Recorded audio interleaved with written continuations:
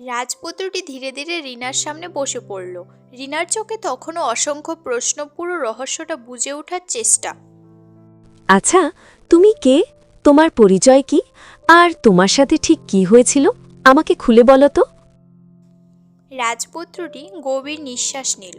তার মুখে যন্ত্রণার ছাপের সঙ্গে সঙ্গে এক ধরনের মুক্তির অনুভূতিও ছিল, যেন বহু বছর ধরে চেপে রাখা এক সত্য অবশেষে বাইরে বেরিয়ে আসার পথ পেয়েছে। রিনা, আমি এক বিশাল রাজগড়ের রাজপুত্র। আমার মা আমাকে খুব অল্প বয়সেই ছেড়ে চলে গিয়েছিলেন এই পৃথিবী থেকে। বাবা এরপর দ্বিতীয় বিয়ে করেছিলেন, তার নাম ছিল সুভদ্রা। রিনা মন দিয়ে সব শুনছিল।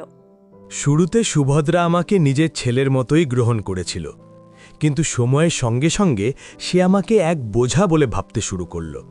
তার ভয় ছিল রাজা মারা গেলে সব সম্পত্তি, পুরো রাজ্য তার হাতে যাবে না। আমি কখনো কারোর খারাপ চাইনি, কিন্তু সুভদ্রা সব সময় আমার চোখে শত্রুতা খুঁজে পেত। কেমন নারী ছিল সে? একটা শিশুর প্রতি এত ঘৃণা! তোমার সঙ্গে তার কি শত্রুতা ছিল? শত্রুতা নয়, লোভ। তার শুধু সিংহাসন চাইছিল, শুধু ক্ষমতা। আর আমি ছিলাম তার পথে থাকা পাথর। প্রতিদিন সে কোনো না কোনো কথা বলে আমাকে অপমান করত। কখনো বলতো, তুই কখনো আমার সন্তানের জায়গা নিতে পারবি না। কখনো বলতো, এই প্রাসাদ তোর জন্য নয়, এখান থেকে চলে যা। আর যখন আমি কাঁদতে কাঁদতে বাবার কাছে যেতাম, বাবা সুভদ্রার কথায় ভুলে গিয়ে বলতেন, সুভদ্রা যা বলেছে ঠিকই বলেছে, সে তো নিজের সন্তান ভেবেই তোকে বকছে। তুমি সবকিছু একাই সহ্য করেছ? তোমার পাশে কি কেউ ছিল না? না, কেউই না।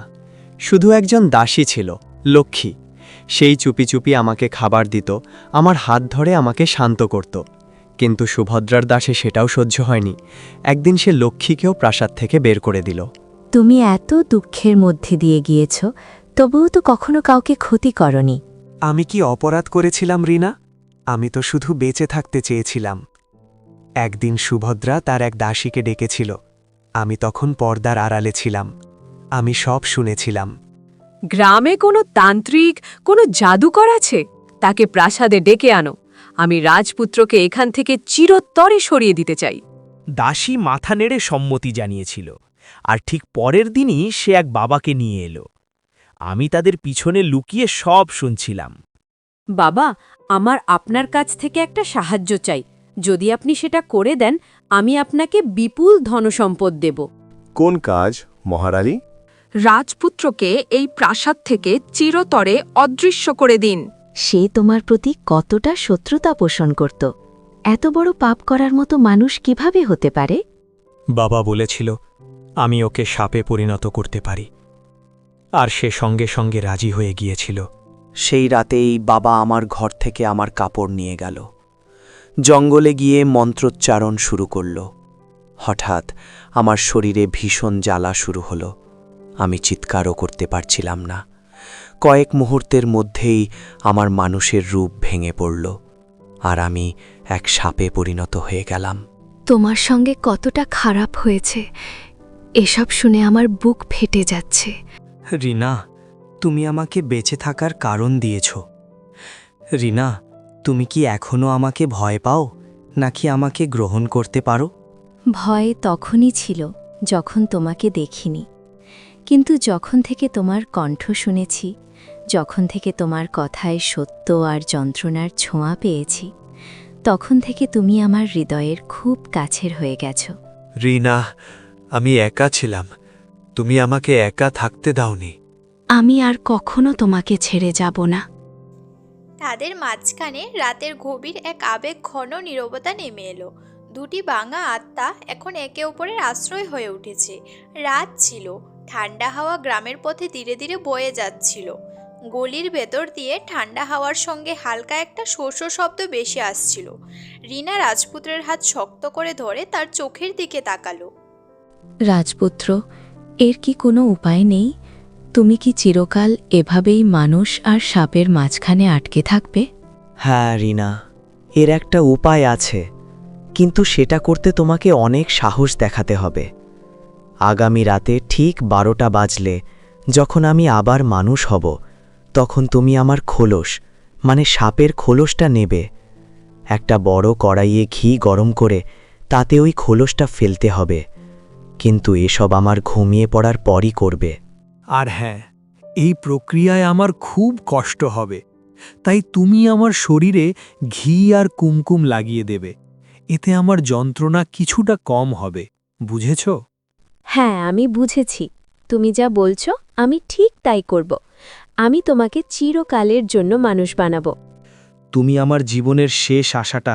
হ্যাঁ, তুমি আমার যন্ত্রণাকে বুঝেছ, আর এখন তুমি আমাকে মানুষ করে তুলবে। তোমার কাছে আমার একটাই প্রার্থনা, সবকিছু সাবধানে আর ভালোবাসার সঙ্গে করবে। আমি প্রতিটা ধাপ খুব যত্ন নিয়ে করব। ভয় পেও না। পরের দিন রাত ঠিক 12টা বাজতেই রাজপুত্র আবার সাপের রূপে পরিণত হলো।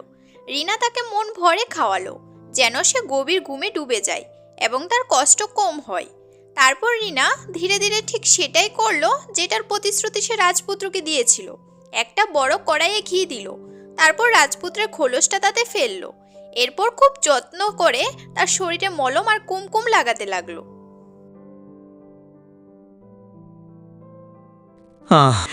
খুব কষ্ট হচ্ছে, কিন্তু আমি জানি এই প্রক্রিয়ায় আমাকে চিরকালের জন্য মানুষ বানিয়ে দেবে।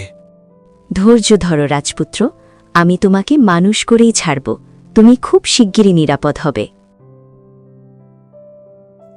রাজপুত্রের আর্তনাদ ধীরে ধীরে কমে এলো, আর কিছুক্ষণ পরেই সে চিরকালের জন্য মানুষ হয়ে গেল।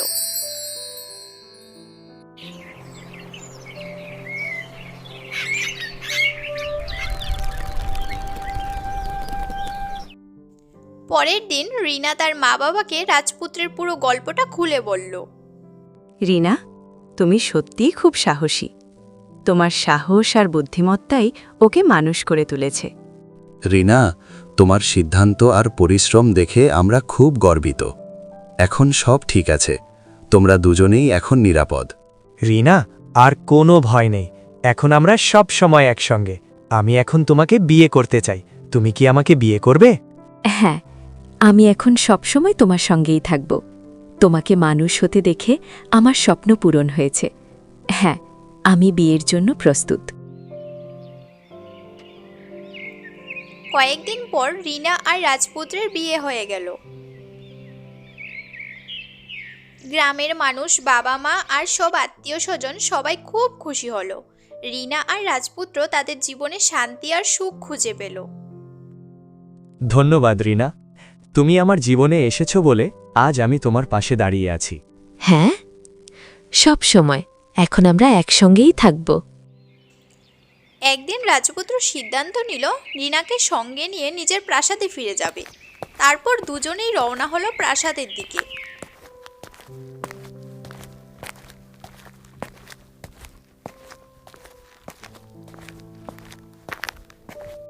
বিশাল প্রাসাদ দ্বারের সামনে রিনা আর রাজপুত্র দাঁড়িয়েছিল। সেই প্রাসাদ যেখানে একসময় ষড়যন্ত্র রচিত হয়েছিল, আর সেই প্রাসাদই সত্যের সামনে কাঁপছিল। রিনা রাজপুত্রের দিকে তাকিয়ে বলল, তোমার মন কি কাঁপছে না? এটাই তো সেই জায়গা যেখানে তোমার সঙ্গে সবচেয়ে বড় অন্যায় হয়েছিল। কাঁপছে রিনা, কিন্তু ভয় নয়। আজ আমি সেই যন্ত্রণার জবাব দিতে এসেছি, যে যন্ত্রণা আমি বছরের পর বছর সাপ হয়ে বেঁচে থেকেছি। দুজনে ভেতরে এগিয়ে গেল। সভাকক্ষে সুভদ্রা সিংহাসনের পাশে বসেছিল। রাজপুত্রকে দেখা মাত্রই তার মুখ ফ্যাকাশে হয়ে গেল।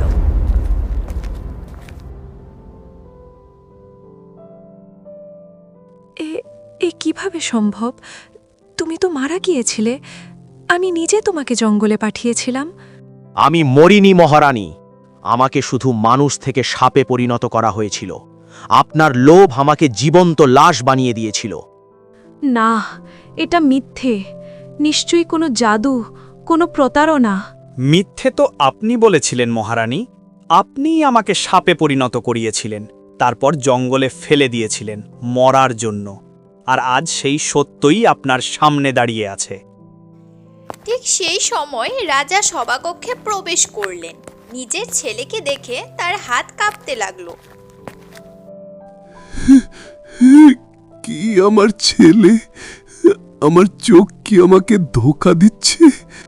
পিতা, আমিই আপনার ছেলে, সেই সন্তান যাকে আপনি ছোটবেলায় কোলে নিয়ে খেলিয়েছিলেন। কিন্তু আমার সৎ মা ক্ষমতার লোভে আমাকে ধ্বংস করে দিয়েছে। পুত্র, আমি তোকে কত জায়গায় খুঁজিয়েছি, আজ পরিষ্কার করে বল, আমি পুরো সত্যটা জানতে চাই। পিতা, এক বাবার মাধ্যমে আমাকে সাপে পরিণত করা হয়েছিল। প্রতি রাতে আমি মানুষ হতাম, আর প্রতিটি সকালেই আবার অভিশপ্ত হয়ে যেতাম। আমাকে জঙ্গলে ফেলে দেওয়া হয়েছিল যেন আমি মরে যাই। রিনা না থাকলে আজ আমি আপনার সামনে দাঁড়াতে পারতাম না।